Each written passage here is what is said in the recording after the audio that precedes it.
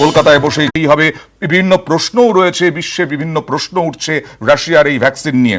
আমাদের সঙ্গে রয়েছেন ওয়াশিংটন ডিসি থেকে রয়েছেন জন হপকিন্স ইউনিভার্সিটির মহামারী বিশেষজ্ঞ পর্ণালী ধর চৌধুরী, আমাদের সঙ্গে রয়েছেন ডাক্তার কুণাল সরকার, ডাক্তার সুশান মুখোপাধ্যায়, ডাক্তার শুভ্রজ্যোতি ভৌমিক, আমাদের সঙ্গে রয়েছেন এছাড়াও ডাক্তার মানস গুমটা। প্রথমেই দেখে নেওয়া যাক আজকে যে খবরটি চাতকের পাখির মতো অনেক দিন ধরে অপেক্ষা করছিলেন বিশ্বের কোটি কোটি মানুষ। আজ দুপুরে ভারতে এলো সেই খবর।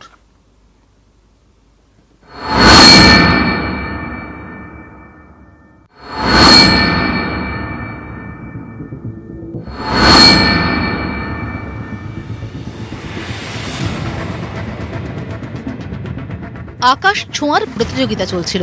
মঙ্গলবার সবচেয়ে বড় লাফ দিল Russia.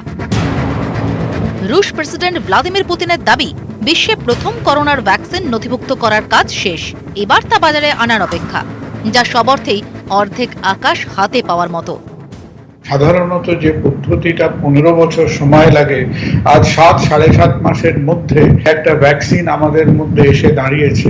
This is a great scientific achievement. এটা একটা বিরাট বৈজ্ঞানিক বিপ্লব বলে আমরা ভাবতে পারি। নিয়ম মাফিক ভিডিও কনফারেন্স, মন্ত্রিসভার বৈঠকে এসে আস্তিনের তাসটা বের করলেন ভ্লাদিমির পুতিন। মন্ত্রিসভার অন্য সদস্যদের জানালেন করোনার ভ্যাকসিন তৈরি করে ফেলেছে রাশিয়া, নথিভুক্তির কাজও শেষ। সংবাদ সংস্থার দাবি, মঙ্গলবারই এই ঘোষণার আশা করেননি পুতিন মন্ত্রিসভার অধিকাংশ সদস্যই। 12 থেকে 15 আগস্টের মধ্যে ভ্যাকসিন নথিভুক্তির কথা জানায় রুশ সংবাদ মাধ্যম। রাশিয়ার ভ্যাকসিন প্রকল্পকে বলা হচ্ছে অপারেশন স্পুটনিক। নজিরবিহীন গোপনীয়তায় ভ্যাকসিন তৈরির কাজ হয়েছে। পুতিনের নেতৃত্বাধীন ভ্যাকসিন গ্রুপে ছিলেন সরকারের 3 মন্ত্রী। বাকি মন্ত্রীদেরও ভ্যাকসিনের ব্যাপারে কিছুই জানানো হয়নি। রুশ প্রতিরক্ষা মন্ত্রক গামালেয়া ইনস্টিটিউটের যৌথ প্রকল্প, 4 মাস ধরে কাজ 250 বিজ্ঞানীর। প্রকল্পে রাশিয়ার 2 বিশ্ববিদ্যালয়, 2টি সেনা হাসপাতালে ক্লিনিক্যাল ট্রায়ালও হয়। এই ব্যাপারটা যদি সায়েন্টিফিক্যালি সিদ্ধ হয় তাহলে ডেফিনেটলি এটা একটা ল্যান্ডমার্ক, আজকের দিনটা পৃথিবীর ইতিহাসে একটা ল্যান্ডমার্ক হয়ে থাকবে। তবে ওভারঅল এটা একটা ডেফিনেটলি পজিটিভ পদক্ষেপ। রাশিয়ার জন্য যদি ভ্যাকসিনটা অ্যাকসেপ্টেবল হয়েও থাকে, ইমিডিয়েটলি সেটা ভারতবর্ষের জন্য অ্যাকসেপ্টেবল হবে। এক্ষুনি এই দাবিটা আমরা মানতে পারছি না। WHO বা CDC থেকেও যে স্টেটমেন্ট এসছে তাতেও এক্ষুনি এই ভ্যাকসিনটাকে লুফে নিতে হবে, এরম ভাবার কোনো কারণ নেই। আমি নিশ্চিত ভারত সরকারও এই ট্রায়াল রেজাল্ট দেখার পরে ইন্ডিয়ান এতে অ্যাপ্লিকেবল হবে কিনা নিয়ে এর ডিসিশন নেবেন। কতটা সুরক্ষিত রাশিয়ার ভ্যাকসিন? রাশিয়ার দাবি 100% সুরক্ষিত ও কার্যকর। যদিও রাশিয়ার ভ্যাকসিন ঘোষণার পরই পুতিন প্রশাসনকে চেপে ধরেছে আন্তর্জাতিক মহল। বিশ্বজুড়ে গবেষক ও চিকিৎসকরাও সন্দিহান। ভ্যাকসিন রেসে এগিয়ে থাকতে গিয়ে রাশিয়া তাড়াহুড়ো করে ফেলল না তো?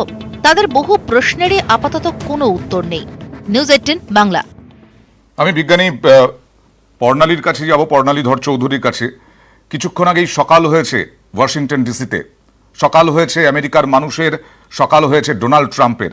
আমি যদি খুব ভুল না করি, আজকেই আপনার ফেসবুক পোস্টে একজন লিখেছেন যার একটাই বক্তব্য, গোটা বিশ্বের মানুষের মনের কথা বোঝা যায়। তিনি লিখেছেন, শাহরিয়ার রাখান সুমান, তিনি লিখেছেন, literally we are all sick, tired and devastated with same old monotonous and irritating discourse on ongoing pandemic turmoil. I really take a lot of interest on your vibrant presence. আসলে এই ভ্যাকসিনকে তাকিয়ে গোটা বিশ্ব আজকে এই সকাল কেমন হলো আমেরিকার, কেমন হলো ডোনাল্ড ট্রাম্পের, কি আসছে খবর? আচ্ছা, আমি যেটা বলতে চাই যে আমেরিকার ডোনাল্ড ট্রাম্পের এখান থেকে বা ধরুন একজনের তো শুভ সকাল হয়ে লাভ নেই। আমাদের সমস্ত জনমানব যেখানে আমরা কি বলবো ভীষণভাবে চাইছে একটা শুভ সকাল আসুক সবার জন্য, এবং সেই সকালটা তখনই আসবে যখন বৈজ্ঞানিক তথ্য নির্ভর এবং ডেটা প্রকাশ পাবে, মানে পিয়ার রিভিউ জার্নাল আমরা যেটা বলি, যেটা কিন্তু আমরা আগেও বলেছি যে অক্সফোর্ড ইউনিভার্সিটি অলরেডি পাবলিশ করেছে, আমেরিকার মডার্না পাবলিশ করেছে, রাশিয়া কিন্তু সেরকম কিছু পাবলিশ করেনি about their phase 1 and phase 2 trial. Trial. The question lies now, যে প্রশ্নটা উঠে আসছে যে বিভিন্ন আন্তর্জাতিক মহলে আপনি যদি দেখেন যে নিউজের হেডিং গুলো হচ্ছে কিন্তু যে রাশিয়া ঘোষণা করেছে without doing the final phase trial বা ফেজ 3 ট্রায়াল, এটা কিন্তু বলা হচ্ছে। এবং সেই জন্যই যে প্রাসঙ্গিক বক্তব্য থাকে যে ফেজ 3 ট্রায়ালের গুরুত্ব কতখানি, এবং সেটা কিন্তু এড়িয়ে যাওয়া যায় না। তাছাড়া ফেজ 1 ফেজ 2 রেজাল্টও কিন্তু কোথাও পাবলিশ করা হয়নি। তাহলে ফেজ 3 এর গুরুত্ব যতটা, সেখানে আমি একটু বলে নিই যে এটা শুধু অনাক্রম্যতাই বা ইমিউনিটি ডেভেলপের জন্য করা হয় না, এটা হাজার হাজার থেকে লক্ষ লক্ষ মানুষের উপরে প্রয়োগ করা হয় দেখার জন্য যে ভ্যাকসিনটার ইভ্যালুয়েশন ফেজ কতটা সম্পূর্ণ হলো, মানে এটা সাইড এফেক্ট দিচ্ছে কিনা, এই ভ্যাকসিনটা ইনফেকশন রোধ করছে কিনা, কেস কন্ট্রোল স্টাডি করা হয়, প্লাসেবো দেওয়া হয়, এগুলো এখানে করাই হয়নি।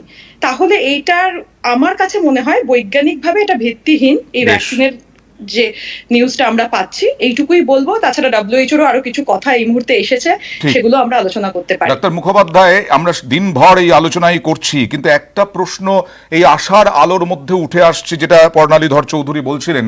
অক্সফোর্ড তারাও প্রকাশ করেছে তাদের গবেষণা, মডার্না তাদেরও গবেষণা প্রকাশ করেছে। কেন রাশিয়া গবেষণা প্রকাশ করলো না? তারও কিছু কারণ রয়েছে, তারা বলেছে, কিন্তু কোথাও বিশ্বাসযোগ্যতা হারাচ্ছে। আপনার কি মনে হচ্ছে?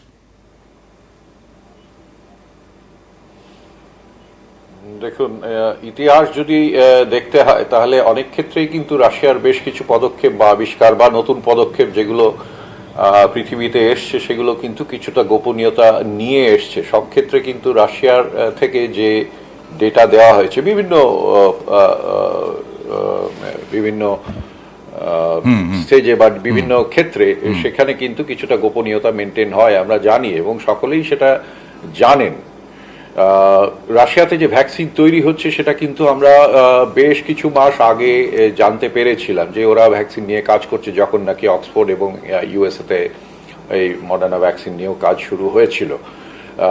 এবং তারা যে এই ভ্যাকসিনটি প্রয়োগ করে ক্লিনিক্যাল ট্রায়ালে আনবেন সেটাও আমরা জানতাম, তবে কবে আনবেন তারা সেগুলো তাদের ডেট নির্ধারণ করেছে তারা নিজেরাই। এবং এখানে দেখা যাচ্ছে যে রাশিয়ান প্রেসিডেন্ট কিন্তু নিজেও গোপনীয়তা মেনটেন করেছেন, উনি কিন্তু সকলকে জানাননি রাশিয়ার মধ্যে যে কবে এই ভ্যাকসিনটা রিলিজ হচ্ছে ফর ক্লিনিক্যাল ট্রায়াল।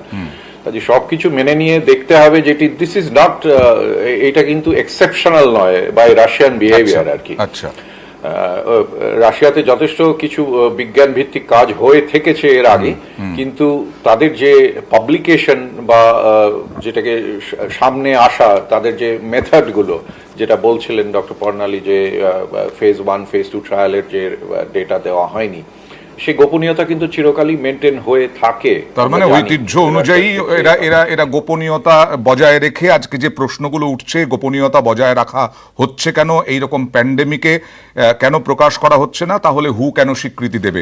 এখানে আবার অন্য কথা বলছেন CNN এর ডাক্তার সঞ্জয় গুপ্তা।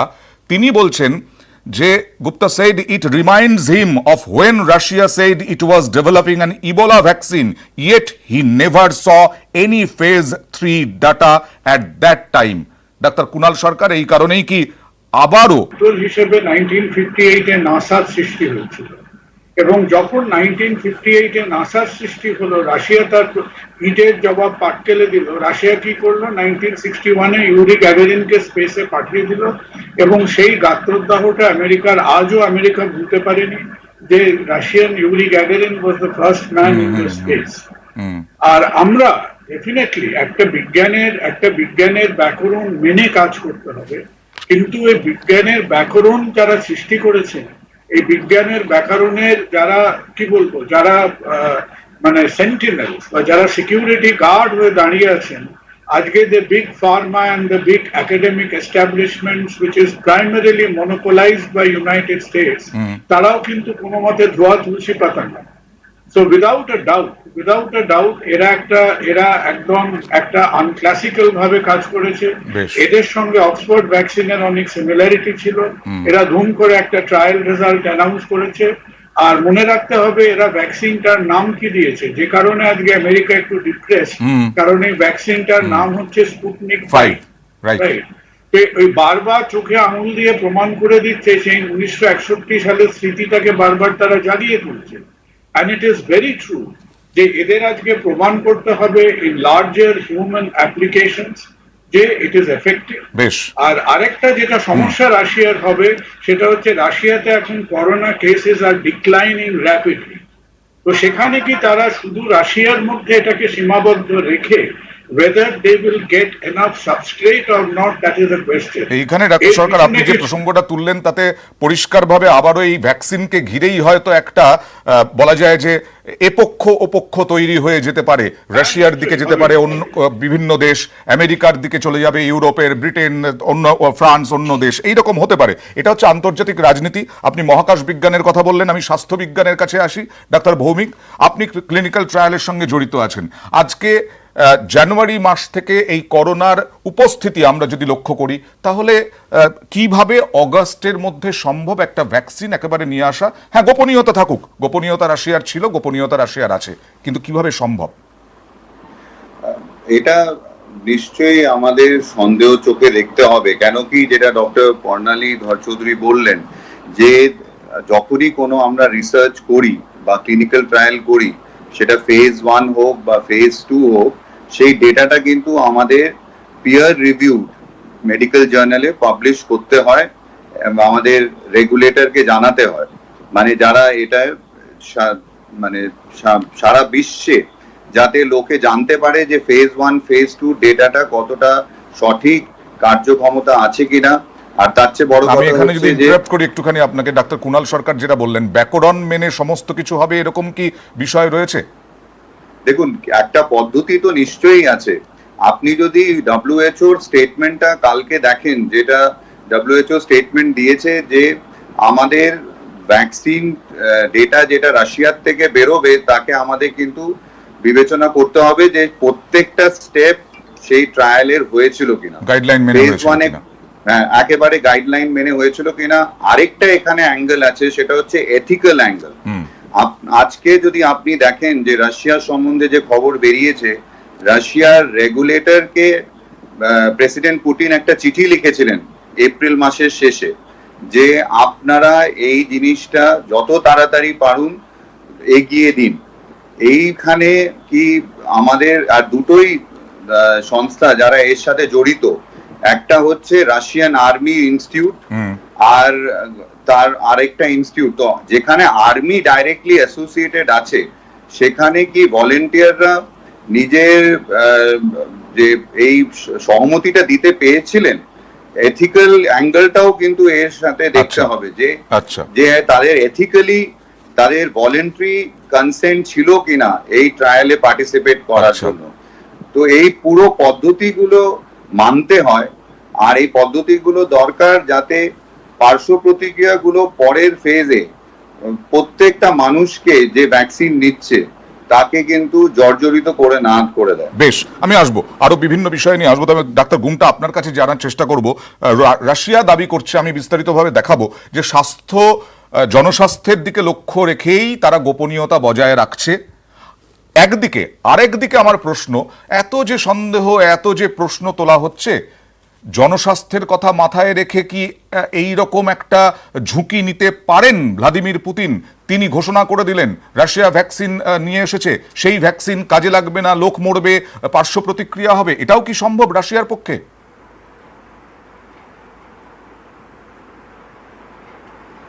না, একটা জিনিস বলতে চাই, সেটা হচ্ছে যে রাশিয়ার ক্ষেত্রে দেখুন আমাদের একটা ভালো অভিজ্ঞতা নিঃসন্দেহে আছে।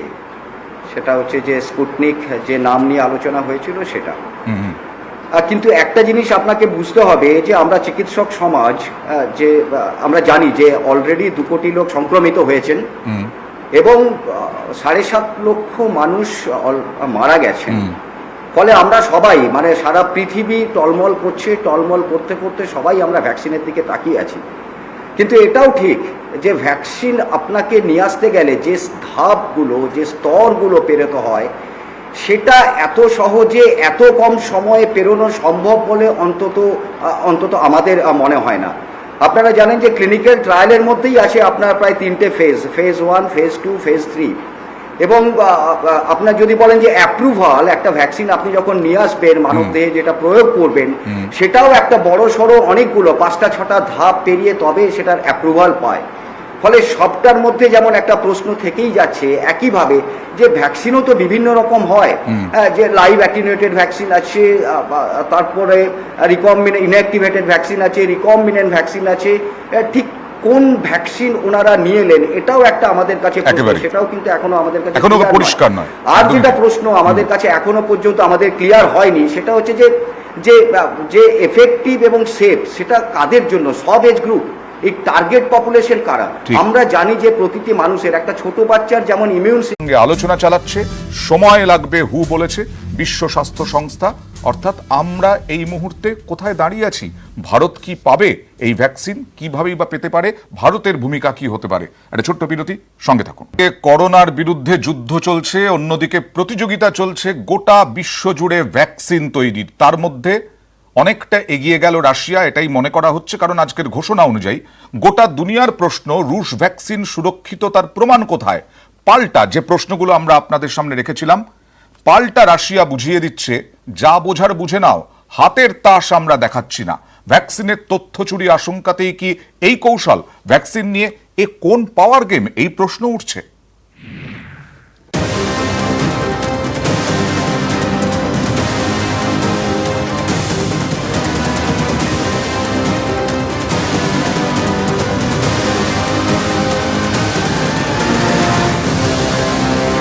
মানুষের হাতে করোনার প্রথম ভ্যাকসিন, বিজ্ঞানীরা বলছেন এ তো চাঁদে যাওয়ার মতোই বিরল সাফল্য। তবে চাঁদে যাওয়া নিয়ে সংশয় ছিল না, রুশ ভ্যাকসিনের কার্যকারিতা ও প্রয়োগ নিয়ে প্রশ্ন রয়েছে। ট্রায়াল, গবেষণা, প্রয়োগ, ভ্যাকসিন নিয়ে দুনিয়া জুড়ে বিজ্ঞানীদের বহু প্রশ্ন, কোনো প্রশ্নেরই উত্তর নেই, উত্তর দেওয়ার ইচ্ছেও নেই রাশিয়ার। রাশিয়া চাইছেটা কি? ভ্যাকসিন নিয়ে রুশ প্রশাসনের দাবি রীতিমতো চাঞ্চল্যকর। রুশ প্রেসিডেন্টের ভ্যাকসিন ঘোষণার পর মস্কো টাইমসের কাছে এক রুশ বিজ্ঞানী দাবি করেছেন, গবেষণার তথ্য প্রকাশ্যে আনলে তথ্য চুরির আশঙ্কা থাকায় তথ্য প্রকাশ্যে আনা হচ্ছে না। আরও এক ধাপ এগিয়ে ওই বিজ্ঞানীর দাবি, আমেরিকা বা ব্রিটেনকে বিশ্বাস করা যায় না, গবেষণার তথ্য রাশিয়া কারো সাথে শেয়ার করবে না। বিভিন্ন দেশ গবেষণার তথ্য চুরির অভিযোগ তুলেছে, চীনের বিরুদ্ধে তথ্য চুরির অভিযোগ উঠেছে। রাশিয়ার যে ভ্যাকসিন, এই ভ্যাকসিনের প্রতিলিপি হচ্ছে ইংল্যান্ডের অ্যাস্ট্রাজেনেকার যে ভ্যাকসিনটা। এই দুটো ভ্যাকসিন নিয়ে এ বলছে ওর ডাটা এ নিচ্ছে, আর এ বলছে ওর ডাটা এ নিচ্ছে। এই নিয়ে দুজনের মধ্যে একটা মারপিট চলছে, আমরা এসবের মধ্যে নেই। ভ্যাকসিন গবেষণায় যুক্ত বিজ্ঞানীর কথা শুনে চমকে গিয়েছেন অন্য দেশগুলির তাবড় বিজ্ঞানীরা। কিন্তু কিছু করার নেই, ভ্যাকসিন নিয়ে রাশিয়ার পরিকল্পনা তৈরি, একেবারে কর্পোরেট সংস্থার পথে হাঁটছে রুশ প্রশাসন। এ যেন সেই ডেভিড ওগিলেভির বিপণন মন্ত্র। প্রোডাক্টের গুণমানই তার সবচেয়ে বড় বিজ্ঞাপন, ক্রেতারাই সেই পণ্যের সবচেয়ে বড় অ্যাম্বাসেডর। গোপনীয়তা ভালো জিনিস, কিন্তু কোনো কিছুই বাড়াবাড়ি রকমের হলে তাতে একটা সংশয় তৈরি হয়ে যায় বইকি। তো এক্ষেত্রে আমরা যে রাশিয়ার ভ্যাকসিনটা দেখতে পেলাম, হঠাৎ করে একটা সারপ্রাইজের মতন এলো। তো আমাদের এটাও মনে রাখতে হবে যে স্বয়ং পুটিন কিন্তু বলেছেন যে ক্লিনিক্যাল ট্রায়াল কমপ্লিট হয়নি এবং ফেজ 3 ক্লিনিক্যাল ট্রায়াল সামনে শুরু হবে। গোপনীয়তারও একটা আমার মনে হয় যে একটা ব্যালেন্স মেনটেন করে চলতে পারলে ভালো হয়। রাশিয়ার অবস্থান স্পষ্ট, ভ্যাকসিন বাজারে আসুক, রুশ নাগরিকরাই তা প্রথম ব্যবহার করবেন, তখনই ভ্যাকসিনের কার্যকারিতা জানতে পারবে গোটা দুনিয়া। এই পরিস্থিতিতেই প্রশ্ন, ভ্যাকসিন নিয়ে বিশ্ব জুড়ে পাওয়ার গেম কি খুল্লা হয়েই পড়ল? এত সব আশঙ্কার প্রশ্নকে সামনে রেখেই শুরু ভ্যাকসিন অভিযান। নিউজ 18 বাংলা। বিজ্ঞানী পর্ণালীধর চৌধুরীর কাছে যাব। আমরা যদি ধরেই নিই আমরা ভ্যাকসিন পাচ্ছি, আমাদের সাধারণ মানুষের কাছে একটাই চাওয়া, ভ্যাকসিন। আমরা এত কিছু বুঝি না, বিজ্ঞান বুঝি না, এত গবেষণা বুঝি না। আমরা যা দেখছি সামনে তা হলো হু, আমেরিকা চাপ দিচ্ছে হুকে, হু নাকি চীনের হয়ে কাজ করছে। এই সবের মধ্যে রাশিয়া তো এই পাওয়ার গেম খেলতেই পারে। এখান থেকেই তো একটা বিষয় যে কুণাল সরকার যেটা বলছিলেন, ব্যাকরণ ঠ্যাকরণ আর মানা হবে না। আচ্ছা, আমি যেটা বলতে পারি সেটা হলো যে এগেন বৈজ্ঞানিক ভিত্তি থেকে এটা ভিত্তিহীন লেগেছে আমার কাছে। আর দ্বিতীয়ত হচ্ছে যে স্পুটনিক কিন্তু 1957-এ গেছিল, আজ থেকে 63 বছর আগে। আর বিজ্ঞানে গোপনীয়তার জায়গা নেই, কারণ ভ্যাকসিনের টেকনোলজিক্যাল প্ল্যাটফর্মগুলো, মানে গবেষণার যে প্ল্যাটফর্ম, সেগুলো সবার জানা এবং কেউ কারো ভ্যাকসিনের তথ্য চুরি করে কিছু করতে পারবে না। অ্যাজ আই সেড, যে এজ, জেন্ডার, বিভিন্ন রকম যে ভ্যারিয়েবলস গুলো আমরা ইউজ করি সেগুলো কিন্তু কান্ট্রি বা জিওগ্রাফিক স্পেসিফিক। যেটা ব্রাজিলের ক্ষেত্রে একটা বড় সমস্যা, যে রিচ ভার্সেস পুয়ার কমিউনিটি, তো ওদের পুয়ার সোশিও ইকোনমিক স্ট্যাটাস ভ্যারিয়েবলটাকে নিতে হয়। তো এইখানে আমার যেটা বক্তব্য সেটা হলো যে আমাদের যেটা দেখতে হবে যে ভারতের কতটা সুবিধা হচ্ছে এই ভ্যাকসিনটা যদি সত্যি গিমিকের মতো এসেও যায়। স্পুটনিক 5 নাম দিয়েছে ওরা। সেক্ষেত্রে আমার মনে হয় ফেজ 3 ট্রায়ালটা খুব জরুরি, কারণ যেটা সবাই বলছেন যে এটা সেফটি ইস্যুটাকে সবার আগে নালিফাই করে। যদি সেফটি হয় তাহলেই নেওয়া উচিত। তাহলে ভারত সরকারের দেখা উচিত যে এটা যদি সেফটি ইস্যুটা পার করছে কিনা, ফেজ 3 ট্রায়ালের ডেটা আসছে কিনা। সেটা হলে অবশ্যই সেটা একটা আশার কথা। তবে একটা কথা বলবো যে জুলাই 31 যে 6টা ক্যান্ডিডেট WHO লিস্টে উঠেছে ফেজ 3 ট্রায়ালে এবং তারা ডেটা পাবলিশ করবে, তার মধ্যে রাশিয়ার নাম নেই। রাশিয়া প্রথম শুরু করেছিল জুন 18 ফেজ 1 ট্রায়াল। তাতে এত তাড়াতাড়ি, মানে আগস্ট 11 আজকে, এটা হওয়াটা সত্যি খুব একটা ম্যাজিক মনে হচ্ছে আমাদের কাছে আর কি। এটাই আমি বলবো। ডাক্তার কুণাল সরকার, যদি তাই হয়, রাশিয়ায় হয়তো এই প্রশ্ন নিয়ে তর্কাতর্কি এই সমস্ত কিছু হবে, তর্ক বিতর্ক হবে। রাশিয়া নিজের দেশে যতই সংক্রমণের হার কম থাকুক না কেন, সেই সংক্রমণটাকে শূন্যে নিয়ে চলে যাবে এই ভ্যাকসিন দিয়ে, করোনাকে প্রতিরোধ করবে। আর গোটা বিশ্ব দেখবে আর বলবে যে রাশিয়াকে নিয়ে সমালোচনা হবে, কিন্তু আসলে রাশিয়া সাফল্য পাবে নিজের দেশে।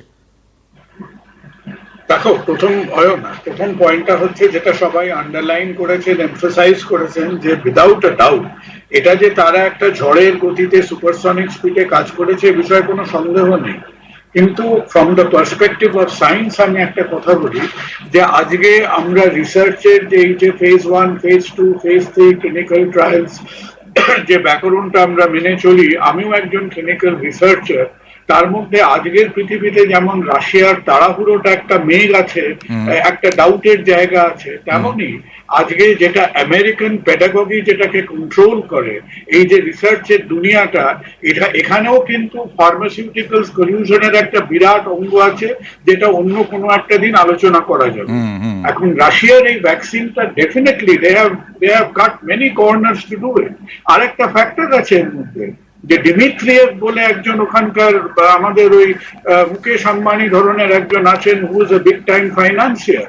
So the Killerian Dmitriev is one of the main financiers of this vaccine, যে কিনা পুতিনকে চাপ দিয়েছে, পুতিন কিনা তার হয়ে কাজ করছে। সুতরাং ডেফিনেটলি আছে, এটাকে নিয়ে আমরা কেউ এর হয়ে ওকালতি করছি, কিন্তু এট দ্য সেম টাইম আমরা যে রিসার্চের ব্যাকরণের কথা বলছি, let us also be aware যে 1928 সালে যখন পেনিসিলিন আবিষ্কার হয়েছিল, আলেকজান্ডার ফ্লেমিং ওখানে আরসিটি করেননি। যখন 55 থেকে 61-তে যখন পোলিও ভ্যাকসিন আবিষ্কার হয়েছিল, that was applied on population, এবং তারপরে তার সমকক্ষ ভ্যাকসিন একটাও বেরোয়নি পৃথিবীর ইতিহাসে। So there are both sides to the coin. আমাদের নিশ্চয়ই বুঝে শুনে ইউজ করতে হবে। 20 কোটি ভ্যাকসিনের ডেলিভারি অর্ডার অলরেডি রাশিয়া পেয়েছে from 26 countries in the world. তো আমি জানি না তার মধ্যে ভারতবর্ষের নাম আছে কিনা, খুব সম্ভব নেই। আর সত্যি কথা বলতে, who has lost so much of credibility, যে তারা আজকে জাজ জুরি হওয়াটা মুশকিল। তো আমরা ডেফিনেটলি তাদের সাইন্টিফিক ট্রান্সপারেন্সি চাইবো। আমরা ডেফিনেটলি চাইবো যে তারা আমাদের কাছে না হোক, পৃথিবীর সাইন্টিফিক কমিউনিটিতে তারা তাদের ক্রেডিবল ডেটা দেখা আর বিশ্বাসযোগ্যতার সঙ্গে এই ভ্যাকসিনটা ইউজড হোক। কিন্তু তা বলে যে একটা রিসার্চ মনোপলিরও যে একটা অন্যদিকে একটা টেন্ডেন্সি আছে, যার পিছনে একটা বিগ ফার্মার একটা প্রেজেন্স আছে, এটাও আমাদের মনে রাখতে হবে।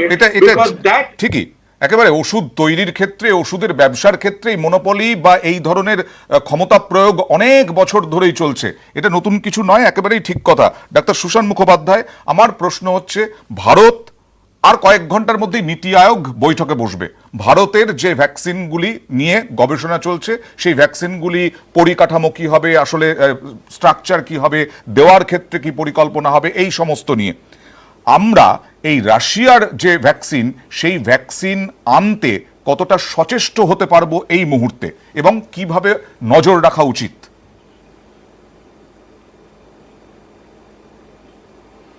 এখন ওয়ার্ল্ড পপুলেশন যেখানে এরকম একটা জায়গায় রয়েছে, যেখানে উই আর লুকিং অ্যাট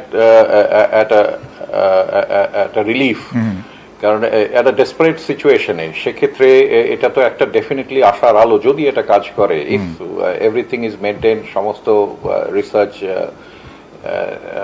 স্ট্রেটা আমরা মেনটেন করে থাকি, মানে তারা যদি করে থাকে বা সেটাকে যদি অ্যাপ্লাই করে, কিন্তু আলোচনার জায়গা থাকবেই সব সময়। আমাদের অ্যাডমিনিস্ট্রেশন, গভর্নমেন্ট অফ ইন্ডিয়া থেকে নিশ্চয়ই সেটা আলোচনা করা হবে যে এই ভ্যাকসিনটা ঠিক মতন ব্যবহার করা এখনই করা হবে নাকি আরো অপেক্ষা করা হবে, দেখা হবে পপুলেশন অ্যাপ্লিকেশন কিরকম হচ্ছে বা তার এফেক্টিভিটি কিরকম হচ্ছে, সেটাকে ভারতবর্ষের পপুলেশনের উপর অ্যাপ্লাই করার আগে। ডেফিনেটলি আমাদের পপুলেশন এফেকশন অনেক বেশি প্রচুর করোনা ভাইরাসের নাম্বার অনুযায়ী, কিন্তু স্টিল আমার মনে হয় গভর্নমেন্ট উইল বি তারা সচেষ্ট থাকবে, at the same time they will be careful also before going into the bandwagon of trying this vaccine out hastily, মানে খুব তাড়াহুড়ো করে তারা নিশ্চয়ই এই কাজটা করবে না। সমস্ত কিছু আলোচনা করেই করা হবে, বিচক্ষণ ভাবে নেওয়া হবে, যাতে ভারতের মানুষের উপকার হয়। আমরা তাকিয়ে থাকবো, নিশ্চয়ই তাকিয়ে থাকবো যে আমাদের একটা ভ্যাকসিন আসুক, আমাদের একটা রিলিফ হোক, but still there should be an angle of carefulness. আমরা তাড়াহুড়োর দৃষ্টান্ত রেখেছিও কিছুদিন আগে পর্যন্ত, কিন্তু এখন আমরা হয়তো বুঝতে পেরেছি তাড়াহুড়ো করে কিছু হবে না।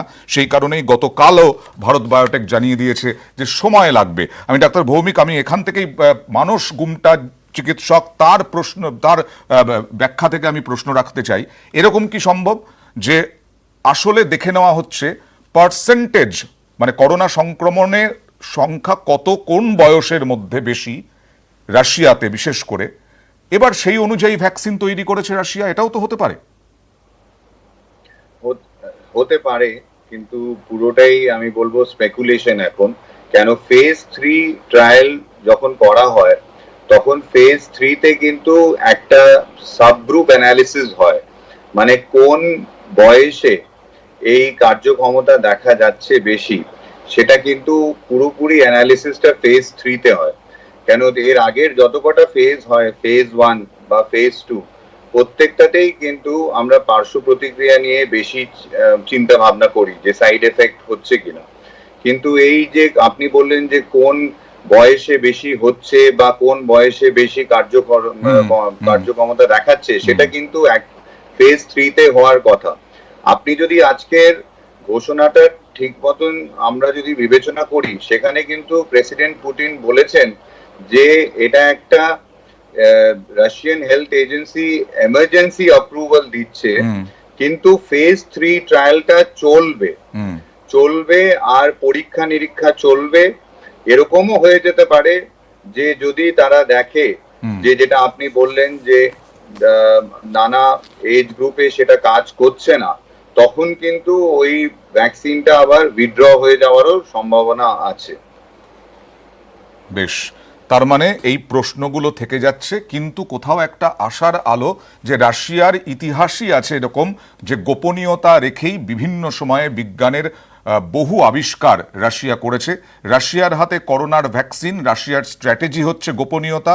আবারও বলছি, ঘুরে দাঁড়ানোর আশায় দুনিয়ার কয়েকশো কোটি মানুষ, তবে বিশ্বজুড়ে বিজ্ঞানী গবেষকরা বহু প্রশ্নের উত্তর খুঁজছেন। সেগুলি বিস্তারিতভাবে দেখুন।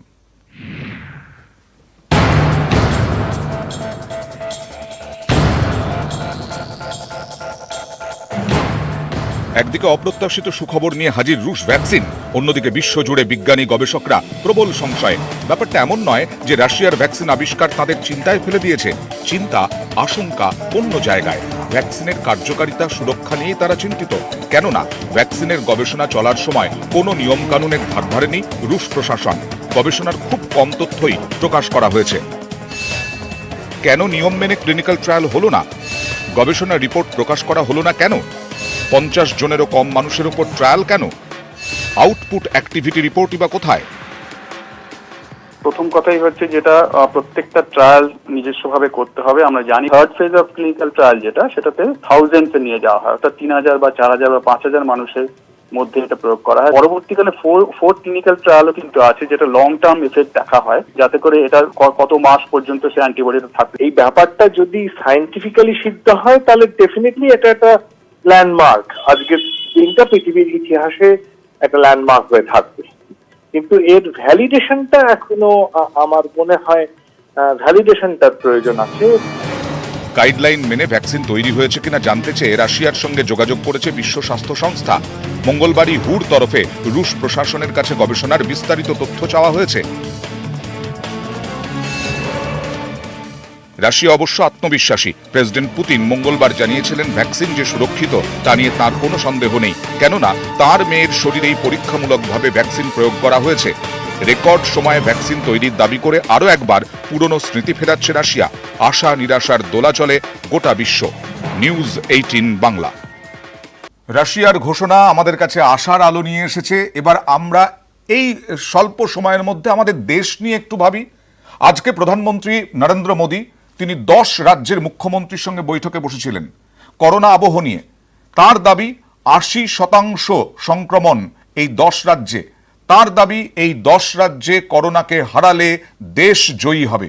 দেখুন। आज 80%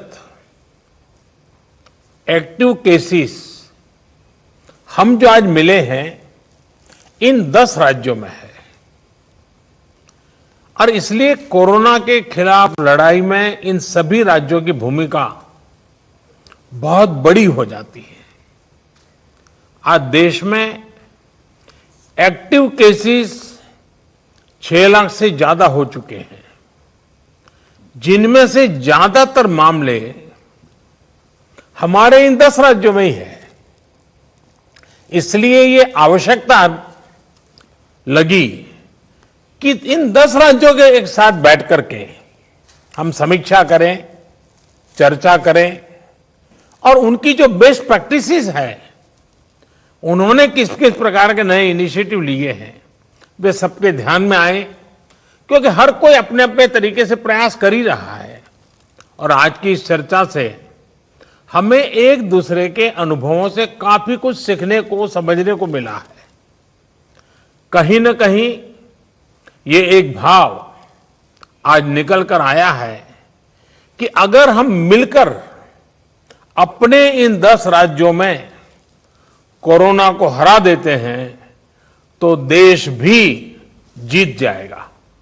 ডাক্তার গুমটা, এখান থেকে আমার প্রশ্ন, আমরা তার মানে কি অনেকটাই বলা যায় যে পরিকাঠামোগতভাবে আমরা অনেকটা এগিয়ে গিয়েছি? 10 রাজ্যের মধ্যে সংক্রমণটা বেঁধে রাখা গেছে, 10 রাজ্যে করোনাকে হারালে পরে দেশ জিতবে, এবং তার সঙ্গে সঙ্গে কয়েক ঘন্টার মধ্যে আমি বলছি নীতি আয়োগের বৈঠক এই ভ্যাকসিন নিয়ে, আমাদের দেশে যে ভ্যাকসিন নিয়ে কাজকর্ম হচ্ছে তার পরিকাঠামো সমস্ত কিছু প্ল্যানিং হবে। অর্থাৎ আমরা অনেকটা এগিয়ে রয়েছি।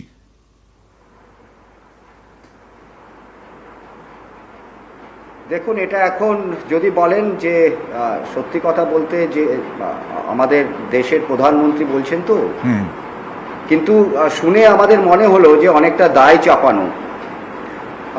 আমরা তো দেখেছিলাম যখন লকডাউন শুরু হয় তখন 21 বছর আমরা পিছিয়ে যাব 21 দিন না দিলে। আমরা আমাদের রাষ্ট্রকে আমরা অনেকগুলো দিন দিয়েছি। এখন এই সংক্রমণ 10টা রাজ্যে আছে, তারা জয় করতে পারলে হবে, এটা তো আমরা শুনলাম। কিন্তু একটা জিনিস ঠিক, যে দায় এবং দায়িত্ব শুধু রাজ্য নয়, রাষ্ট্রেরও পড়ে। এবং সেই থেকে যদি বলেন যে গত 4 মাসে দেখবেন মন্ত্রী গোষ্ঠীর যে মিটিং এই করোনা নিয়ে ক্রমশ হচ্ছে, সেই মিটিংগুলোর সংখ্যা কমে এসেছে। যে প্রথম যখন হতো তখন মাসে 5টা 6টা 7টা মন্ত্রী গোষ্ঠীর মিটিং হতো, আমাদের কাছে যা খবর সেটা কমতে কমতে গত মাসে সেটা একটা হচ্ছে মিটিং মন্ত্রী গোষ্ঠীর। মানে পরিস্থিতি যত খারাপ হচ্ছে মন্ত্রী গোষ্ঠীর মিটিং তত কমে যাচ্ছে, এবং আমরা সাধারণভাবে সকালবেলা একটা বুলেটিন ছাড়া অন্য কিছু জানতে পারছি না। এবং আমরা এটাও জেনেছিলাম যে 15ই আগস্ট, আপনারা রাশিয়া নিয়ে আমরা আলোচনা করছিলাম, আমরা আশান্বিত, কিন্তু এটাও ঠিক যে 15ই আগস্টে আমাদের দেশে ভ্যাকসিন আসবে এরকম ঘোষণাও আমরা শুনেছিলাম। ফলে সব মিলিয়ে মনে হয়েছে মানুষকে একটা বিভ্রান্ত করা এবং দায় চাপানোর খেলা সব জায়গায় সমস্তভাবে চলছে। এবং এর থেকে আমাদের প্রশ্ন ওঠে যে আমাদের ভারতবর্ষে, যেটা নিয়ে আমরা আলোচনা করছিলাম, যে আমার স্বাস্থ্য ব্যবসায় যে ভ্যাকসিন নিয়ে, যে আমার তো মানব সমাজ, রাশিয়ার মানুষের ক্ষেত্রে এখনো ফেজ 3 ট্রায়াল এখনো শুরু হয়নি, তাদের ট্রায়ালটা চলবে। তারপরেও অনেকগুলো ধাপ আছে, যে অ্যাপ্রুভাল চাই, সেই অ্যাপ্রুভালের জন্য 5টা-6টা ধাপ, তারপরে ম্যানুফ্যাকচারিং ইউনিট কারা তৈরি করবে, তাদের কোয়ালিটি কন্ট্রোল করে, একটা বিরাট ব্যাপার। সবটা মিলিয়ে এই ভ্যাকসিন আমাদের দেশে আদৌ আসবে কিনা, এলেও কতদিন বাদে আসবে, সেটা নিয়েও আমাদের একটা বড় প্রশ্ন আছে। আমি ডাক্তার গুপ্তা, আমি ডাক্তার কুণাল সরকারের কাছে জানতে চাইবো, জনস্বাস্থ্যের দিক থেকে আমরা কি অনেকটাই পরিকল্পনা করে ফেলতে পারিনি? 10 রাজ্যের দায় চাপানো নয়, প্রধানমন্ত্রী তো বলছেন যে সবাই মিলে এগিয়ে এই লড়াইটা লড়তে হবে, করোনাকে হারালে তবেই আমরা জিতবো। এবং আবার বলছি, করোনা ভ্যাকসিন নিয়ে আমরা পরিকল্পনা মাফিক এগোতে চাইছি, নীতি আয়োগের বৈঠক থেকে তো তাই উঠে আসছে মনে হচ্ছে। আমাকে বলছেন? হ্যাঁ হ্যাঁ হ্যাঁ। দেখো, প্রথমত একটু কিছুটা হতাশা নিয়ে বলতে হয় যে আমাদের ভারতবর্ষের করোনার ব্যাপারটা লার্জলি মের আগে এবং মে মাসের পরে দুটো ফেজে বিভক্ত। মে মাসের আগে অব্দি আমরা ভেবেছিলাম যে আমরা একটা অল্পের উপর দিয়ে বেরিয়ে যাব, এবং তখন একটা central leadership, central position of the program ছিল। তারপর মে মাসের পরে যখন উত্তাপটা বাড়তে শুরু করলো, তখন ডেফিনেটলি এখন সেন্ট্রাল গভর্নমেন্ট খানিকটা পিছু পা হচ্ছে। আর আমার মনে হয় ট্রুয়ার পিকচার উড হ্যাভ বিন যে 10টা রাজ্যের কথা না বলে আমরা যদি এই কথাটা আজকে স্বীকার করতাম যে আমাদের 850 ডিস্ট্রিক্টের মধ্যে প্রায় 700 ডিস্ট্রিক্টে এই সমস্যাটা, পরিযায়ী শ্রমিক এবং অন্যান্যরা যাতায়াত করার পরে জিনিসটা ছড়িয়ে পড়েছে, that would have been a truer picture of the situation. আর এটাও আমাদের স্বীকার করতে হবে যে এই যে আমাদের এই দিশেহারা অবস্থার মধ্যে আমরা পৃথিবীতে 126 নম্বর টেস্টিং এর ক্রমপর্যায়ে, এটাও কিন্তু খুব একটা জোরদার ক্যাম্পেইনের পরিচায়ক নয়। বেশ, এবার যদি আসি, সব মিলিয়ে কেন্দ্র রাজ্যের হাত ধরুক, তাদের সেই রিসোর্সের দিক, তাদের সেই এমিউনিটিস দিক, যে যার উপরে নির্ভর করে এই ক্যাম্পেইনটা একটা যথার্থভাবে জোরদার ক্যাম্পেইন হতে পারে।